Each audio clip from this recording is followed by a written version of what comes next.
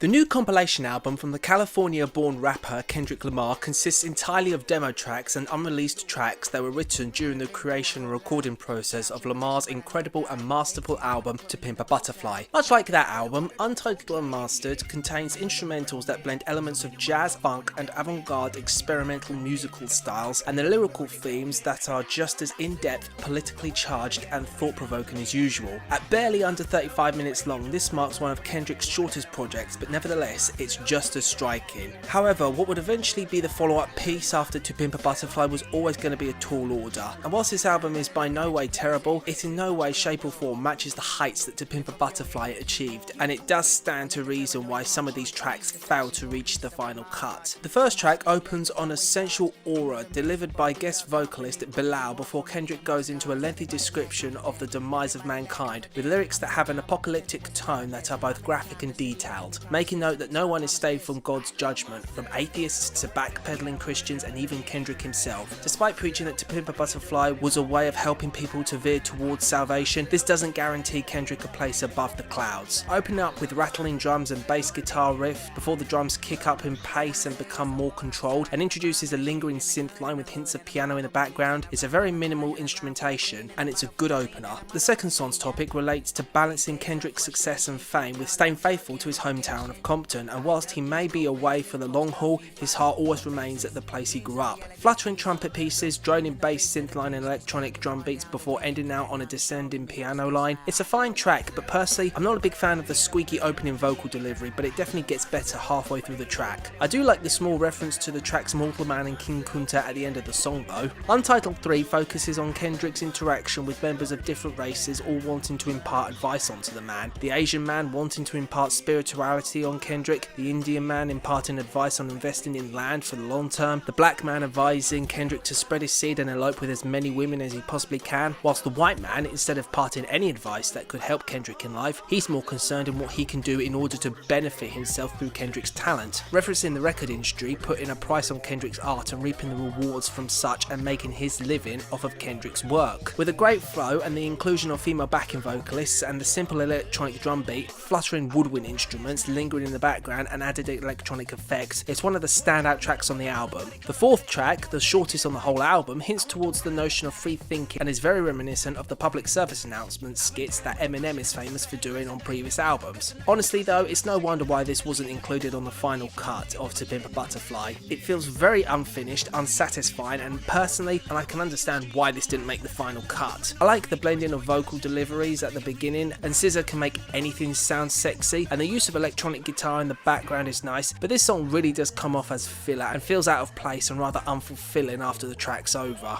The next song's theme is centered on social inequality, a miniature story about a disillusioned minority youth who has been labelled as a detriment to society and chooses to live up to the tag and goes down a path of destruction and crime. A great bass line throughout with piano, brass section, clattering hi-hat and drum beats and fluttering saxophones, along with Anna Wise's punch and J-Rock's inclusion. It's all pretty solid. Track 6 takes an unexpected turn and is essentially a love jam, featuring guest vocals from CeeLo Green, who I kind of feel is slightly underused, and his lyrics are rather basic and don't evoke much in terms of a reaction. Kendrick compliments the female in question and highlights that despite an atypical man's boastful abilities about pleasing a woman, Kendrick comes from a different perspective, claiming that not all men are dynamite and admits that he himself has flaws as well. The instrumentation gives off a smooth, groove-driven feel and would have been a great track, but I do feel it's slightly off-put with the inclusion of CeeLo Green. Taking away his, let's say, previous court-related dramas, his piece comes off as unfinished, and I think it could have been improved greatly since Kendrick destroys him in every possible way. Track 7 is the most disjointed track on the entire album, consisting of 3 different parts that sound like they were recorded on 3 completely separate dates, as can be assumed from the title's lack of date, and boy does it show. Part 1 rejecting the superficiality that comes with material possessions and that they won't bring any sense of satisfaction when opposed to the feeling of getting high by making money. The minimal instrumentation of bass guitar and drum beat and other electronic effects is okay, but that's all it is. Okay. Part 2 highlights the disparity between him and rappers who play the tough guy in their songs, calling them out on some of their showboating and highlighting that he doesn't need to resort to such lyrics in order to prosper. The drum beats even more simpler than before, and the inclusion of piano chords and quickly strummed guitar notes isn't particularly memorable or interesting. Part 3 is basically a freestyle recording session with practically no rhyme or reason, just straight off the cuff lyricism and basic electric guitar playing.